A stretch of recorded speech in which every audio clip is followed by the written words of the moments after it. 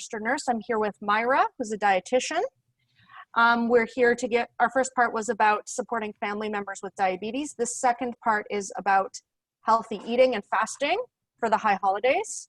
Rabbi Flanzraich is our special guest to talk about the religious aspects of fasting. So what we're going to talk about today is a little bit about who Myra and I are, where we're coming from. We're going to talk about Yom Kippur because Rabbi Flanzraich has to go. We'll take questions. Then we're going to talk about Rosh Hashanah, healthy eating, and then we'll take more questions. So a bit of a recap for those who weren't here. Myra and I are from the West Toronto Diabetes Education Program. We are a free service funded by the Ontario government for people with type 2 diabetes or who are at risk of developing type 2 diabetes. We have nurses and dietitians. We provide a wide variety of services all across the city, including talking about healthy eating, blood sugar management, and medication management. We also screen for a lot of complications of type 2 diabetes, such as foot problems, heart problems, high blood pressure. And we also help people if they're having trouble affording medication or their treatments. We work with them to see if there are any cheaper alternatives. So why don't we start, quick question so Rabbi Flanzraich can get going. Does anyone want to share how diabetes has affected the way either they or their families celebrate the holidays?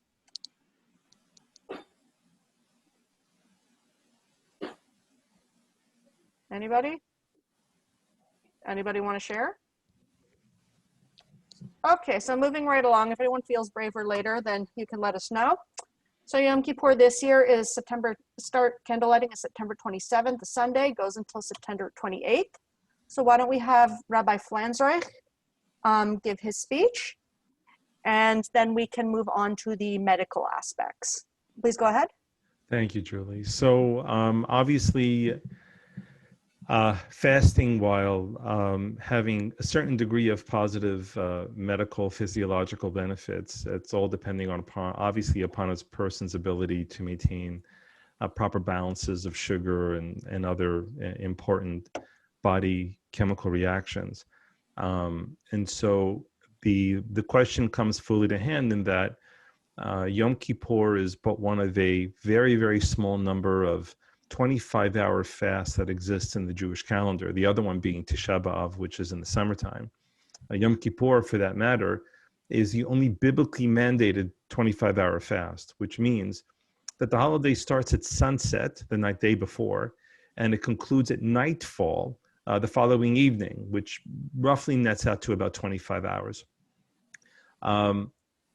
Yom Kippur, in the Jewish interpretation of a fast, Yom Kippur prohibits both eating and drinking, which can, if a person doesn't prepare properly, can be a very, very uncomfortable, if not downright debilitating 25 hours for the person.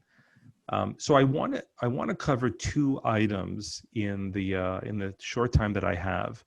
The one item I want to cover is looking at how you prepare before the fast, to see to it that you minimize any potential difficulties you might have. And it's a careful choice of words. I didn't say eliminate or avoid. I said minimize, because there really is nobody who ends up fasting who doesn't feel some degree of discomfort. But in particular, we're talking about people who have medical conditions, in particular diabetes. As a total aside, a very, very good friend of mine when I lived in Israel, his father was he was a medical doctor, he was a researcher, a biologist, and he devoted some of his efforts into figuring out what were some of the best things for people to eat before the fast in order to avoid complications, both with diabetes and other things, because as Jews know, diabetes is a very, very common problem in the Jewish community. And he basically established a number of parameters. One, you have to begin hydrating 72 hours before the fast. Otherwise, if you start drinking a lot of water just the day before, you're just going to pass it out of yourselves. You really have to hydrate your tissues and allow your body to retain the water. The second thing is, which is probably not a mystery at all to people who suffer with diabetes, is the question of carbohydrates. And some of the worst things that you can eat before going into a fast are carbohydrates. Your body's going to burn through them quickly. You end up feeling very, very hungry. What his research yielded, both to the benefit of a person who's non-diabetic, in addition to people who are in fact are diabetic, is seeing to it that you eat foods that are protein and fatty before the fast. Leaves you with a feeling of longer satiety, in other words, feeling sated or full for longer. That's what fat does. But also that it keeps your blood sugars very regular and very, very calm. And for myself personally, Yom Kippur tends to be a day of great professional demand. And I've been sticking to his regimen of no carbohydrates and proteins and fats now for the greater part of 30 years. And my fasting, all things considered, tends to be relatively comfortable. The one little thing he did suggest for people who drink coffee, I'll share with you, is to slowly wean yourself off of coffee about a week or two before, reducing the amounts that you have, shifting the times of the day that you drink your coffee, because our bodies tend to get attuned to when the chemical comes into our body. Okay, so with that preparation, let's talk about what happens if somebody doesn't feel well. And certainly someone with diabetes, if they're feeling faint, if they have fainted, or a person who's non-diabetic who feels very, very sick.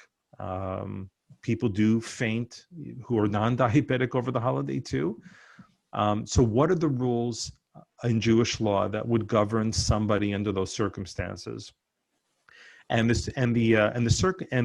laws are first and foremost that human life must be preserved under any circumstance.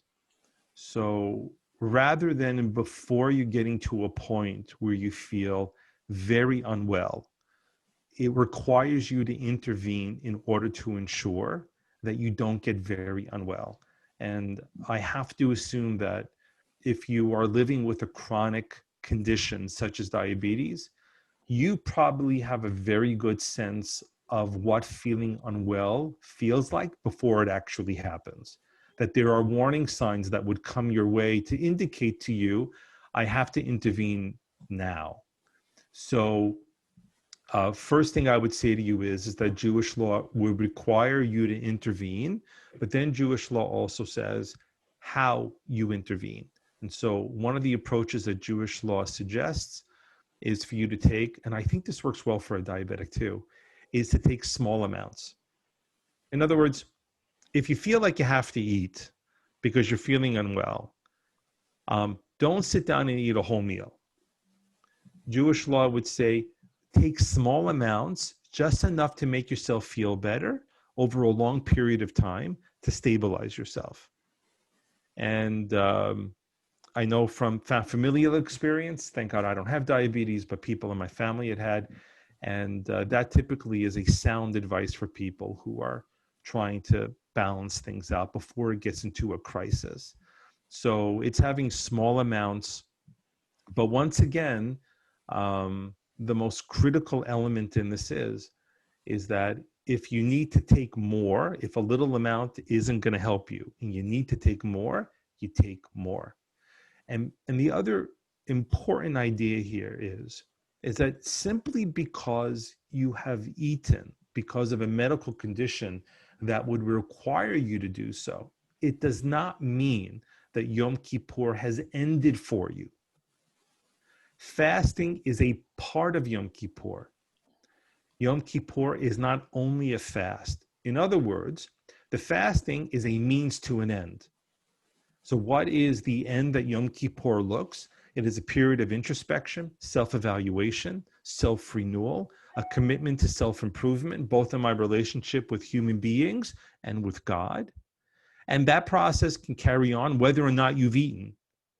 And that is continue praying, continue doing acts of tshuva, of repentance, making the very most of the day in order to ensure that the day itself has not been lost to you. So are there any questions that anyone would have for me?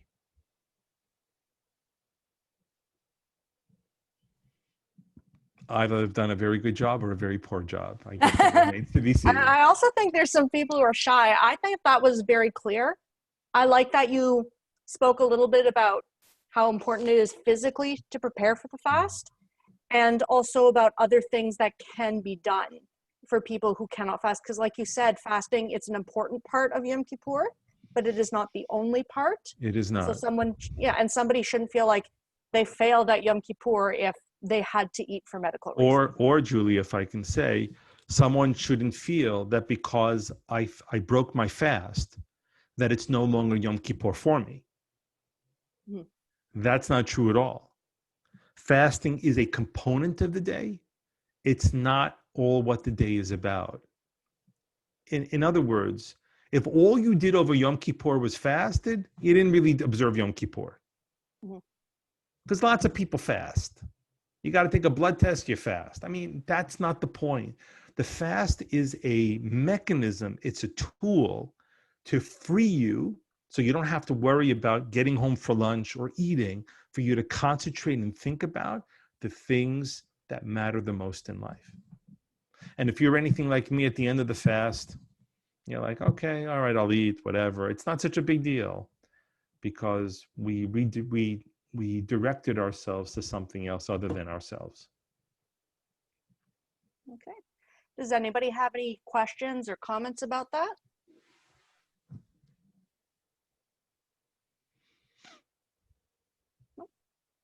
Okay. Well, thank you, everyone. I appreciate your time. Julie, thank you for the invitation. Mhm. And I want to wish everyone a sweet and healthy new year and an easy and good fast. We should all commit to being better. Man, thank you. All My pleasure. Take care, everyone. Thank you so much for the invitation. right, bye-bye. Take care. Bye-bye. Okay. So we heard a little bit from Rabbi Flanzraich about the religious aspects of fasting.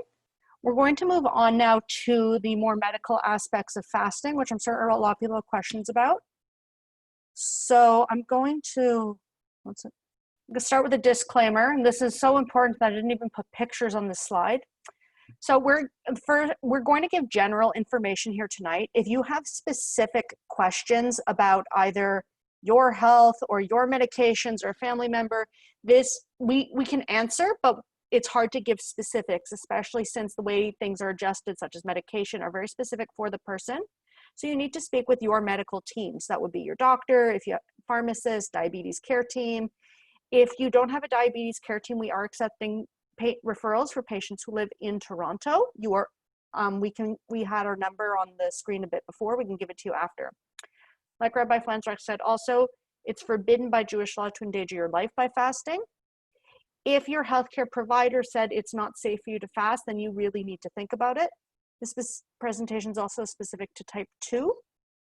And just as a heads up, a lot of the advice we're giving is for fasting for people who are doing medical procedures or blood tests, or even if just you're not eating because you're sick and you have flu and you're feeling very, very unwell. Does anyone have any questions about that?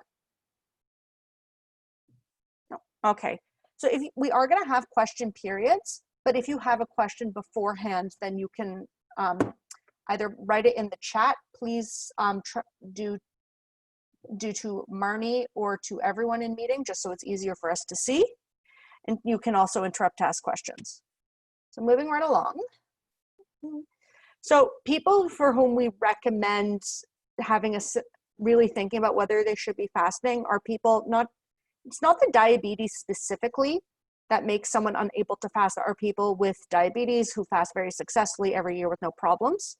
However, if the diabetes is uncontrolled, so there's either a lot of really high sugars or really low sugars or a lot of moving back and forth, or if the person with diabetes has other health problems such as heart problems, kidney problems, if they recently were ill or hospitalized or had surgery, if they're elderly, frail, and if they're pregnant or nursing, then we would ask you to really strongly reconsider fasting.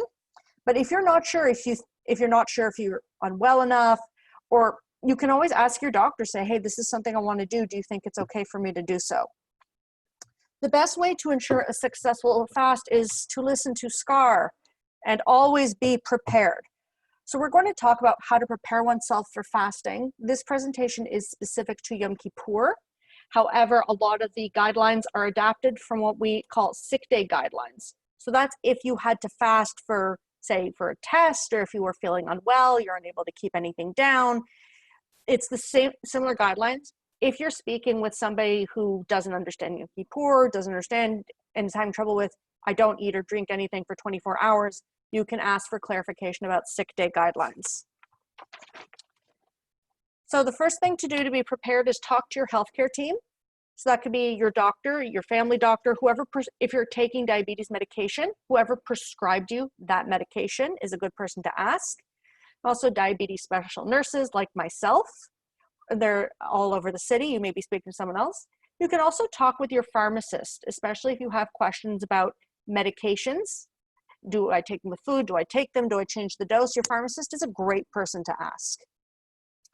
Next thing is most diabetes pills should be skipped the day of the fast. So this is a list of common pills. If you're not sure if what you're taking is on here, you don't recognize the names, then your pharmacist is a great person to ask. I know a lot of people have trouble. I take a white pill. I don't know what it does. You can always ask. The reason is some of these pills either can make your blood sugar go too low because they're not being counteracted by eating. The other is some of these pills can be hard. Your kidneys process the medication. So if you're not drinking, you're not giving your kidneys what to work with. So the medication can build up or cause more side effects. Some medications are also taken with meals, some diabetes pills. So if you're not going to eat, so say you normally take a pill with breakfast, you were told to take it with meals, and you're not going to eat breakfast because you're fasting, then you should not take that pill. Obviously, the point of diabetes pills is to keep the blood sugar at normal levels.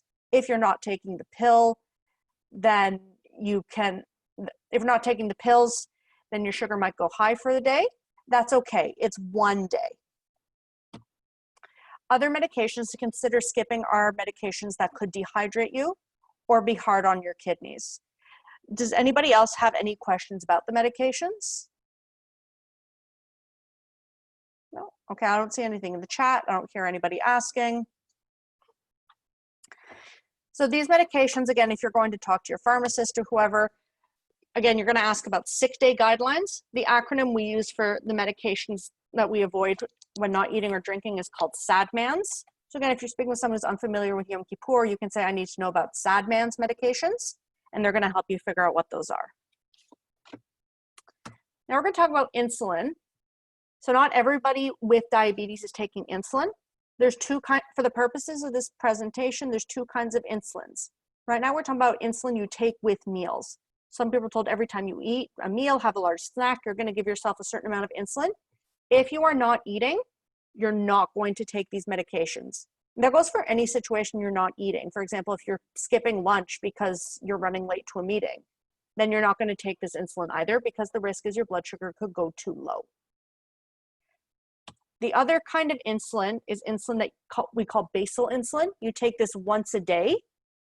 While mealtime insulin helps your body process the sugars in your food when you're eating, basal or once daily insulin helps keep your sugars under control throughout the rest of the day with a lower level. So these medications you should still take because our bodies always need some insulin at some point. However, you're going to want to reduce the dose. And I know you're all wondering, well, how much do I reduce the dose for myself? I can't tell you because I don't know you. You need to speak with your healthcare team. Often the dose will be reduced by anywhere between 30 to 50% of the dose. If you're not sure, ask. And again, it's okay if your blood sugar is a little higher than normal for one day. If your sugar was consistently high every single day, then yeah, you would have to go back to your health team and ask, does the medication need to be adjusted? Does something else do? For one day, we're going to reduce the dose of this medication, and we're going to not take our other insulins. I know this is kind of heavy information. Does anybody have any questions? No. I wonder, Julie, if everyone is familiar with how to unmute how to mute themselves and then unmute themselves, if they did have questions. Okay, that's a good point, actually. So if you click on the square with your name or photo, a little blue rectangle called Ask to Unmute should highlight. You click on that, it'll unmute. All right. So next is once we figured out the medications, we want to prepare. So like Rabbi Flanzraich said, you're not going to drink a ton right before the fast. You're going to pee it all out. So you want to drink plenty of what we call clear fluids. These are fluids you can see throughout the day. To tell if you're hydrated, your pee should be a light yellow color, like lemons, which is why there's a photo of lemons and not a pea, because I like you people. You also want to eat a balanced diet. If you eat a lot of carbohydrates, it will go through your system very quickly, and then you're going to feel hungry much later. Eating a lot of carbohydrates at once also causes your sugar to rise very quickly and then go down very quickly. So if you're eating a lot of fat or protein, eating a balanced meal, then you're going to feel better for longer. Any questions? No? Okay. So the other part, on Yom Kippur itself, you can't just go to the synagogue or stay home. You need to be prepared. So what you need to do is if you check your blood sugar regularly, please bring your meter with you so that you can test. Because a lot of people don't feel well during a fast. That's from fasting. But if you're not sure, are my sugars too high, too low? Some people also have trouble sensing if their sugars are very low. This is so for those people, if you've ever been told that you have that, you need to check your sugars. You also want to bring something to eat. So what we tell with people who their sugars go too low is to eat a rapid acting sugar. This is going to get the sugars up very quickly. So that would be juice, that would be regular pop, that would be sugar tablets, that would be candy. A lot of people eat chocolate. I've heard this a lot. Oh, I carry chocolate with me. Chocolate doesn't work fast enough. You need to have something more like Lifesavers or Skittles, okay? We also, if you have a low and once you've brought your sugar up, to prevent your sugar from going down, you need to have a little bit of snack. So that would be some carbohydrates and some protein, like crackers and peanut butter, or crackers and cheese, something with hummus, just to keep your sugars up higher. You're also going to want to bring water with you. Water is, again, in case you have to break your fast, you're getting dehydrated. You need to make sure that a friend or family member is, if you're at synagogue, is there with you, who's aware they need to keep an eye on you, because sometimes people, they don't want to test, they're not feeling well, they're unaware that their sugar is low. You need to have someone with you who can keep an eye on you. Not everybody, but some people who have been prescribed insulin will also be prescribed a medication called glucagon. This raises sugar very quickly in an emergency. So if you've been prescribed that, having that with you is a good thing. So when to break the fast, just in terms of diabetes, obviously there's more factors as to whether you would break your fast or not. But if your sugar goes too low, so that's less than 4, that's dangerous. Please have something to eat at that point, okay? If you want to have just a little bit and then keep monitoring your sugar, that's fine, but you do need to eat something. So signs of hypoglycemia are signs that a lot of people actually get during the fast. They're irritable, they're shaky, they're sweaty, they're pale, they're not feeling well. If you're unsure if it's hypoglycemia and you don't have a meter, you don't have a way to check your sugar, if it might be safer to assume it's hypoglycemia and break your fast than it is to continue fasting. So with high blood sugar, a lot of people with diabetes do have high blood sugar all the time. And for most people, one day of high sugar is not going to be a problem. If you start to become symptomatic of high sugar, so you're extremely thirsty, you can't concentrate, your vision is very blurry, then you, again, check your sugars. If you're very concerned, the easiest way to bring your sugars down is to drink plenty of water to flush it out of your system. Okay? So when the fast is over, the last shofar goes at Ne'ilah, everything is finished, you need to obviously rehydrate, drink plenty of clear fluids. You're going to want to eat a balanced meal. Start small, because a lot of people, they don't feel well right after a fast. A lot of synagogues will also, I don't know about this year because of COVID, but a lot of people will also, synagogues also provide cake or cookies or something like that to break the fast with. And it's absolutely okay to have some. If you have too much, however, again, your sugar is going to go very high. It's going to stay stubbornly high. You're not going to feel well afterwards. If you're going to have that, have a sensible portion. So that's all for how to fast safely. Does anybody have any questions? Anything that isn't clear? Anything they want to bring up? So there is a question. At the point when you break the fast and eat, do you take your meds? So if you normally take medication at bedtime, once you're eating and drinking normally, then you're going to take it. So, you know, you're eating fine, you're drinking fine, take your bedtime medications, and then you continue again with the next mornings. If you normally take medication in the morning and you want to take it at night, that kind of depends on the medication. Some you can just skip. If you're not sure, then ask your pharmacist, nurse, or doctor beforehand. Okay?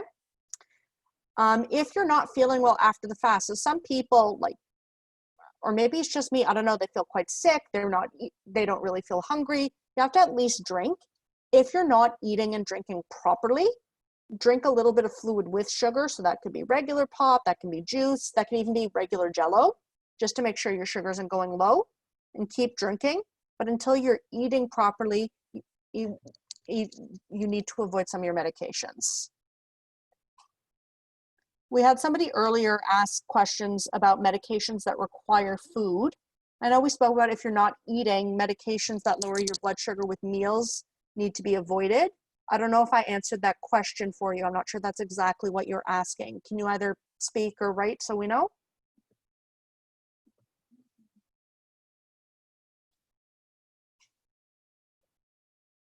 Okay. Again, we're here. If you have any more questions, let us know. So, do you take your diabetes meds when you eat? No, you, do you mean like medication that you normally take with food? If it's a medication you normally take with food, like some pills you're supposed to take with a meal or mealtime insulin, then yes, you're going to take it when you break your fast. If you're concerned, you can take with insulin, you can take a lower dose. And if you're concerned about the pill, you can skip it and wait for tomorrow in most cases. But it's kind of hard to answer this question over this kind of platform because I don't know you personally. Just going to give you a moment to type.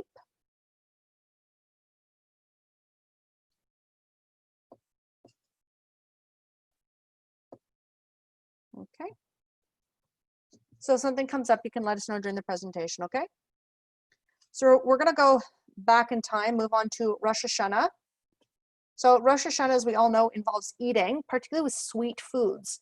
So people with diabetes frequently think is, oh, I can't eat anything sweet, no honey, no sugar, no candy. So the guidelines that we present are actually for everybody now. We recommend that everybody, including people with diabetes, can include sweet foods in their meals as long as they're careful about it and eating an otherwise balanced diet. For like everybody, we want to be careful. So the most famous, one of the most famous foods of Rosh Hashanah is apples and honey everywhere, honey cake, honey in your tea, honey in your challah. Honey is great, keep the beekeepers in business. However, some people are concerned about eating too much. So there are other foods that are traditionally eaten for Rosh Hashanah in other families and other parts of the world. So to continue with the theme of holiday eating, you might want to try a few other things. For example, squash, leeks, beets, and dates are mentioned in the Talmud as being appropriate for Rosh Hashanah because they grow abundantly and they symbolize prosperity. Pomegranates and carrots also go far back because they represent that our good deeds should multiply. Pomegranates because there's a lot of seeds, and carrots because the Yiddish word for carrot is similar to the Yiddish word for more. And fish. Well, fish is a good protein source. It also represents fertility and also prosperity. So we're going to move on to hear even more information about food. I'm going to turn this over to Myra, our dietitian. She's been a dietitian for many, many years, and she's going to talk about healthy eating and how to adapt all of your favorite recipes. So go right ahead. Thank you, Julie, and thank you everyone who is joining us today. I'm very happy to bring you some information that I hope you can apply to your Rosh Hashanah meal, but also healthy eating throughout the year. So when we talk about healthy eating recommendations, we can take some of the guidance that is presented to us with Canada's food guide, which you may have seen, the updated food guide, which really highlights some of the main foods that we should be choosing for our meals most of the time. It doesn't mean for every single meal, but as you can see on the left-hand side, this is a photo of Canada's food guide. It encourages us to consume vegetables and fruit. It also encourages us to include higher fiber whole grains, so choose whole grain foods. And we will talk about some examples of those that could apply to Rosh Hashanah, but also to our day-to-day meals. And also moderate portions of protein with an emphasis on plant sources of protein. So you can see that on the top quarter of the plate. That's where our protein foods would fit. So, and the image on the right now takes these recommendations and applies them to a Rosh Hashanah meal with a nice salad, with some vegetables added to the roast as well. So plenty of vegetables. So starting the meal with a salad and having some vegetables in combination with the protein helps us to feel full with fewer calories. And on the top left-hand side, you can see some couscous that has been prepared with almonds and some dried fruit. So again, an idea to add some plant protein that helps us to feel full for longer without consuming a very large or concentrated source of calories. And then we have suggestions such as fruit for dessert and moderate portions of meat. So you can see the roast has been sliced in portions that would fit about a quarter of the plate. So this meal to me looks like a very, a meal that you could have for a celebration. And but it also fits very well with the template suggested to us by Canada's food guide. And then you have, like I mentioned, some apple for dessert. So when we have about half the plate, or you start the meal with a salad and then you add some vegetables to the side, as I mentioned, it helps us to feel full while moderating or having more control over the portions that we're going to be consuming of foods such that are high in carbohydrate and also the foods that are higher in fat. So Rabbi Flanzraich was talking about limiting the carbohydrates that are going to be in and out of your system quickly, meaning they give you a short burst of energy, and that also leads to a rise in blood sugars and in your insulin needs. But that energy is burned off quickly, meaning that you will feel full soon after the meal. And I will explain a little bit more about that on the next slide. But we do encourage for the majority of our meals, so when we're talking about day-to-day healthy eating, that we do get part of our energy from starches and grains, but that we moderate these the portion sizes, so keep it to about a quarter of the plate, and choose the higher fiber version of these foods as opposed to the more white or the more refined version, because the fiber that the whole grains contain will slow down the rate at which the food is emptied into the stomach. So that has implications for blood sugar control and also for helping us to continue to feel full for longer. So the healthy plate that is suggested by Canada's food guide and which can be replicated for the different meals also helps with keeping our cholesterol in better control, and also reduces the amount of cholesterol that we absorb after the meal, because so Canada's food guide encourages these higher fiber foods alongside plant sources of protein such as beans, lentils, and nuts, which go very well in a salad, and as you saw there in the example with couscous.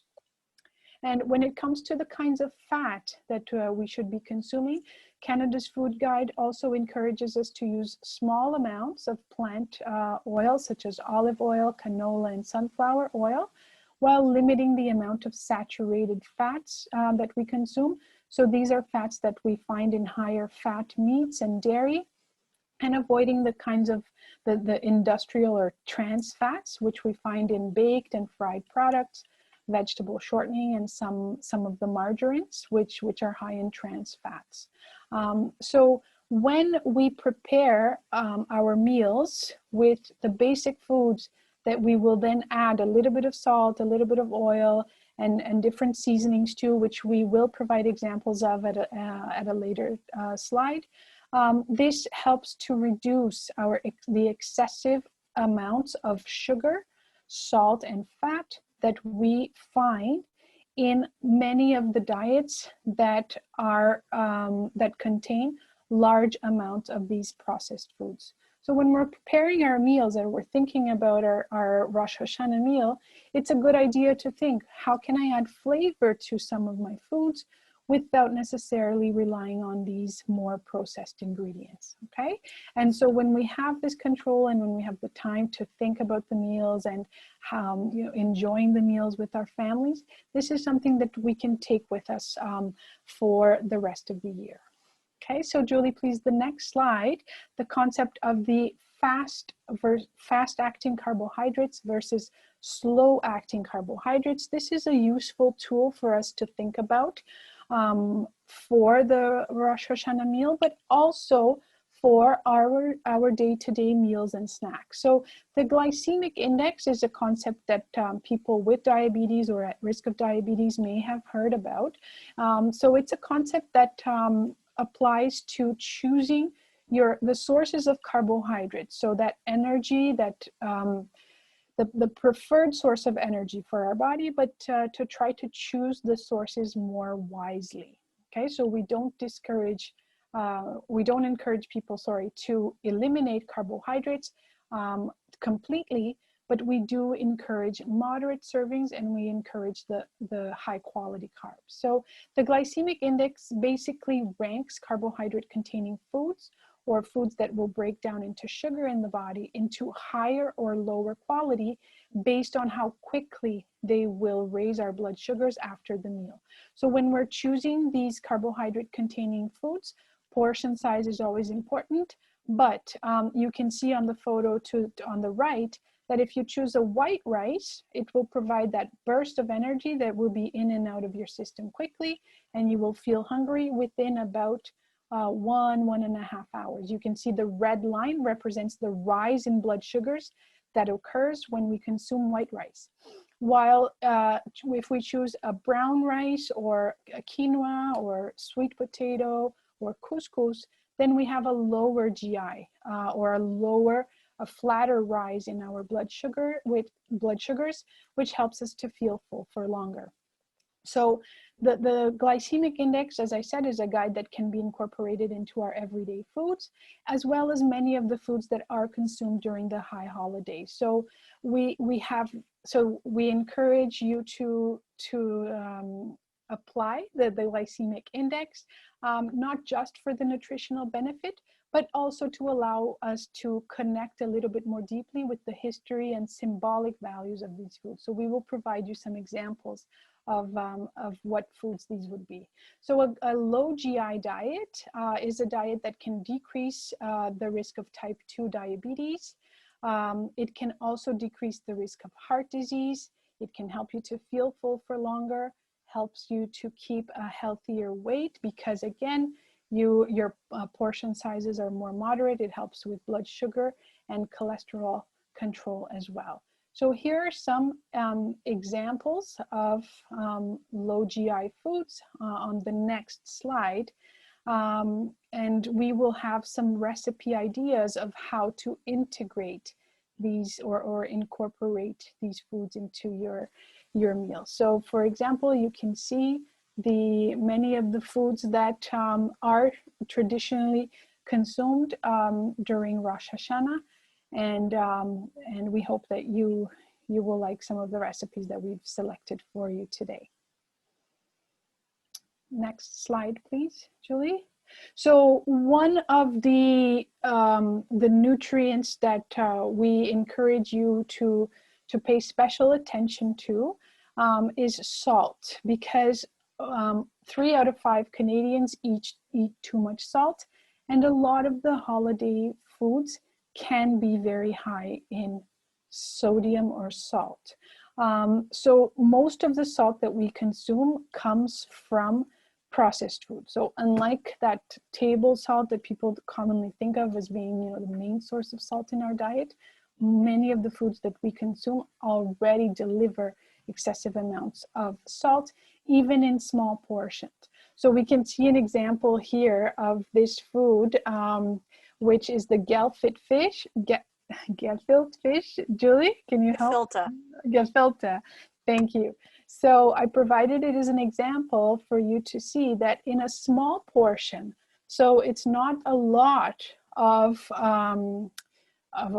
just a small piece, 76 grams, you have the equivalent 20% of the sodium, of the maximum sodium intake for the entire day, but represented in one food. What about everything else that you're going to be eating? So when you are choosing these foods, it's important to take a look at these nutrients of, you know, that require some extra attention, and choose the lower salt version, the higher fiber version, and the lower sugar version. So if you want just 2 numbers to go by, 5% or less is a little, and 15% or more of the daily value is a lot. So, but also very important to remember is that we want to take a look at the serving size first. So if the serving size says 1 piece and you're going to eat 2 or more, then you would multiply that number, that the percentage on the label, by the number of portions that you're planning to have, and maybe moderate that a little bit. Okay. The next nutrient that is also important for us to consider, as many people will be drinking some grape juice, for example. So the term natural versus added sugar can be a misleading label, just because even in foods that contain 100% natural sugars, they can be a very high source of sugar and extra calories that won't help us to feel full, and can contribute to higher blood sugar levels, in particular for people who are already monitoring their blood sugars with due to diabetes or pre-diabetes. So this example here of grape juice, so the sugar in grape juice is 100% natural, but what you will see, instead of going by the natural versus added label, you can see on the nutrition facts panel to the right that 1 glass of grape juice contains, if you look at the total carbohydrate and the sugar content, that's 39 grams. And we know that for every teaspoon of sugar, we have 4 grams of sugar. So if we divide 40 by 4, we have about 10 teaspoons of sugar just in 1 glass of grape juice. So it's important to consider these beverages as a significant source of sugar, and possibly limit the amount of sugar that you're getting from these foods, because it's very rare that, you know, you will take sugar in the white sugar and add 10 teaspoons to a drink such as a coffee or a tea. So it's really important to know that these can be a very, like I said, a concentrated source of sugar at a time when this energy is not going to be with you for very long, and it may even help you to feel hungry faster. So on the next slide, we have recommendations around alcohol. So according to Canada's low risk drinking guidelines, you want to limit the amount of alcohol that you are consuming. Just for the general population, you want to limit it to no more than 2 drinks per day for women and 3 drinks per per day for men, with no more than 10 drinks a week on most days, for the entire week for women, and 15 for men. However, the recommendations change if you already have high blood pressure, if you have high triglycerides or fats that increase, it's a type of fat that circulates in the body, and that can increase your risk for heart disease. And also people who have diabetes and are taking insulin or medications that increase the body's production of insulin, because alcohol can result in a low blood sugar up to 24 hours after you've consumed alcohol.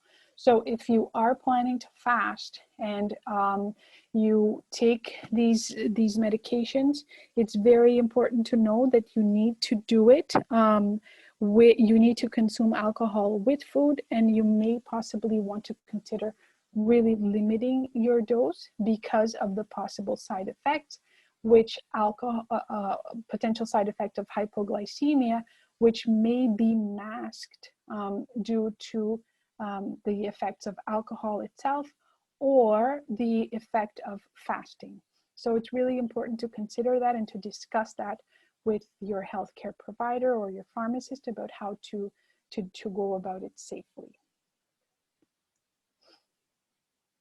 Next, and so now we get into some of the ideas about how to adapt our recipes to incorporate more of the healthy ingredients. Again, this can apply to any meal. So we have some ideas about how to adapt recipes when you are cooking and also when you are baking, and then we have some recipe examples for you. So in terms of the cooking method, so instead of pan frying or deep frying, we encourage people to choose more of the lower fat cooking methods. So things like baking, broiling, grilling, etc. If you're going to be using vegetable oil for cooking, you can reduce the amount of oil by 1/3 in the recipe without significant change in the flavor or the texture of the recipe. For salads and vegetable dishes, you can add plain toasted nuts and seeds. You can add some fruit to it in the form of fresh, frozen, or dried. You can add the legumes like the chickpeas or kidney beans, which are the low GI foods, which help to give you a slower acting energy and will help to keep your blood sugars more stable. And you can use a homemade oil and vinegar kind of dressing rather than the store-bought cream-based dressings, which will be high in fat and also high in salt. So on the next slide, we have an example of braised leeks with thyme and pomegranate. And Julie has already presented the symbolic aspect of the different ingredients, but so I just want to highlight from a nutritional standpoint. So we have a very good source of fiber in the leek, and we have some seasonings such as shallots, garlic, thyme, and lemon zest, which really highlight the flavor without the need of using a lot of processed ingredients or excessive amounts of salt, sugar, or fat. And then you top it with pomegranate so that your good deeds will multiply during the year. Then on the next slide, we have another example of an apple, squash, and Brussels sprout salad, where Brussels sprouts are a source of soluble fiber. So that special kind of fiber that can help with blood sugar control and also cholesterol control.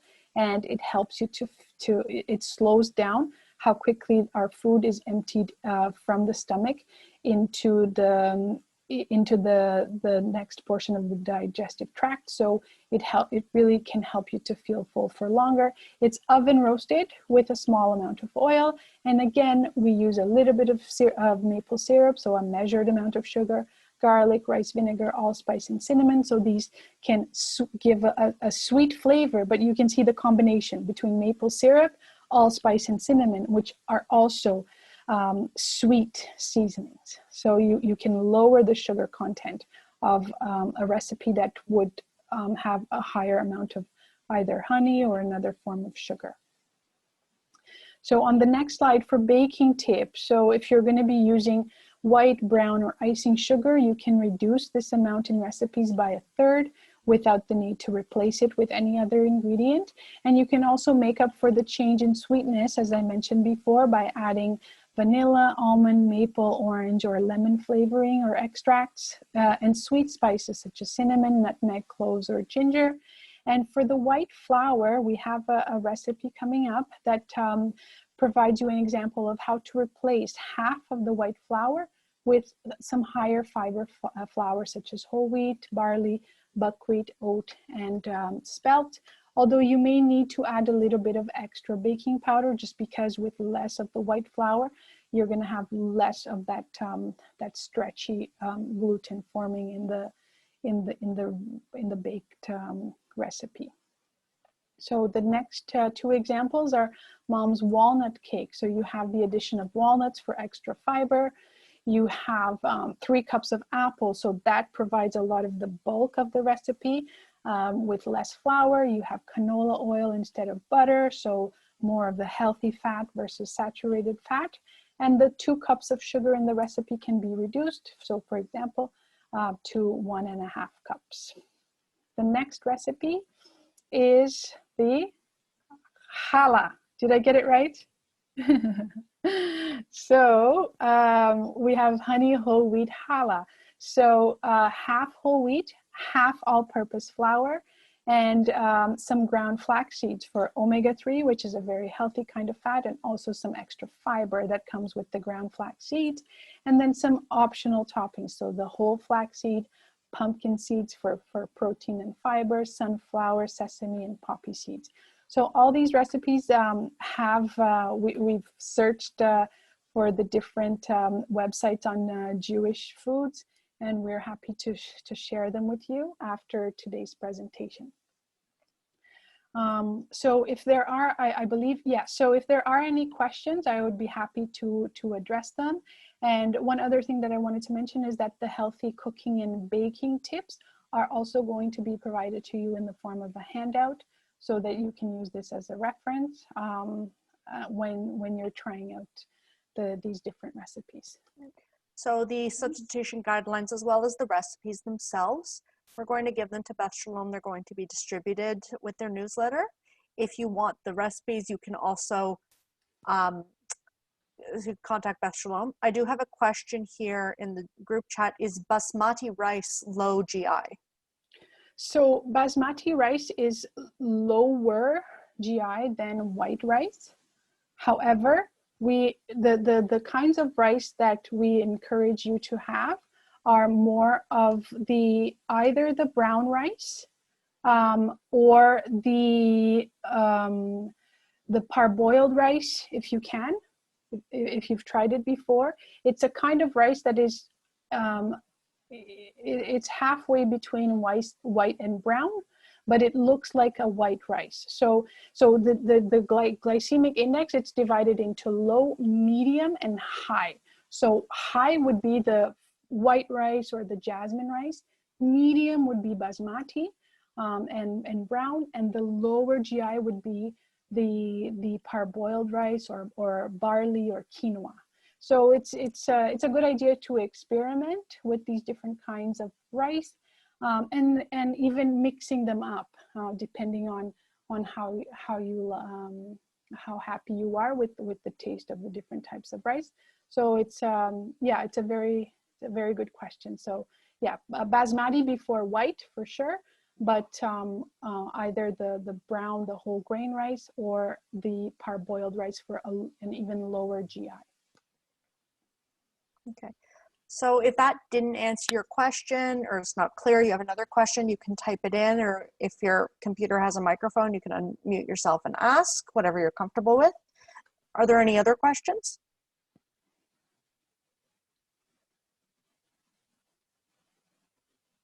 Nope.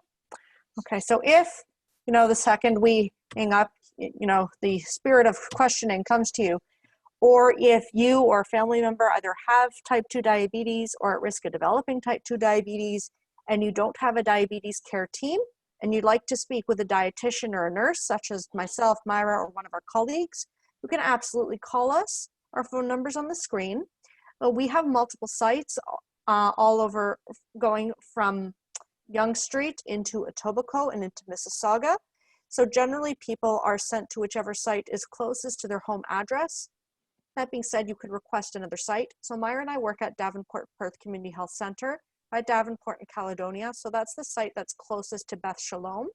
However, because of COVID, everything is being done over the phone anyway. So you could, in theory, request another site, and you can also let anybody else know. We do have a comment in the chat. Excellent job. Thank you so much for sharing that. 348814. Right. If you need to get in touch with us, you can also contact Beth Shalom. They have our contact information. So we want to take this opportunity to wish everybody a good and sweet new year. It should be a year of health. It should be a year of happiness. It should be a year of joy and every good thing. All right. Oh, from Shoshana, thank you so much for this. Thank you so much for coming. That brings us to our next topic. So this was a two-part series done with West Toronto Diabetes Program with Beth Shalom. So thank you very much to Beth Shalom for hosting us.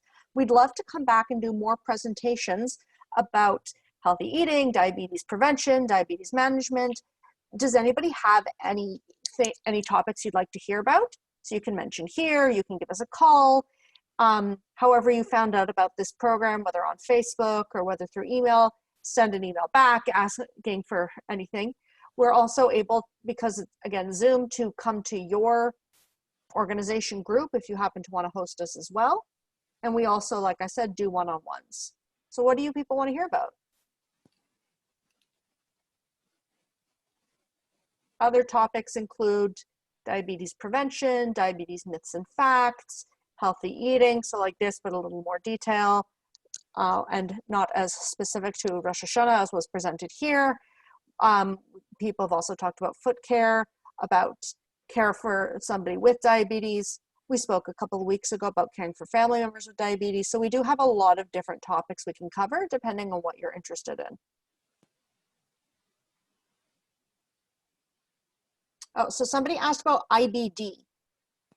So because of how we're funded, we do need to speak specifically either about diabetes or something related to diabetes. So if a person had IBD as well as diabetes, they're obviously welcome to come to us. If you need to speak with a dietitian, Myra, where could somebody find a dietitian if they had IBD? So that would be a diet if the person is not at risk of diabetes, doesn't have pre-diabetes, or has been diagnosed with diabetes. It would be the community dietitian at Davenport. So if you're looking for someone, you're not sure who to speak with, you can contact us, explain the situation. So where we work, there is a dietitian who does everything except diabetes, and she's wonderful. There are several dietitians like this all over the city. Many are in community health centers, so these are government-funded programs for health. You can also speak with your family doctor. Some clinics do have dietitians working with them, or they know someone they can refer to. Some hospitals also have dietitians you can speak with. However, those generally require a referral from your family doctor. I'm sorry if that doesn't quite answer your question. Does that help though?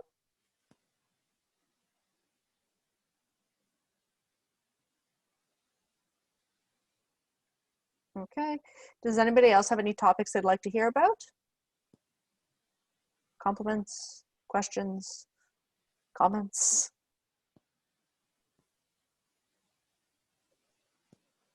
All right, so shall we wrap it up? Okay, so again, if you need or want to get in touch with us, message from Jill, great job. Thank you so much, it's very kind of you. Thank you. That is the head office for the West Toronto Diabetes Education Program. If you're signing up, then you would call, say either you want to speak with a dietitian or the nurse, give your information. Our program is specific for people who either have type 2 or is developing type 2 diabetes. If you need to speak with a dietitian but don't quite fit into that category, then you can absolutely call and ask for someone else you can speak with. If you want us to come in and give a presentation, you can also call that number. All right, so thank you all for coming out tonight. Everybody have a good and sweet new year. Have a great weekend, good Shabbos, all that fun stuff.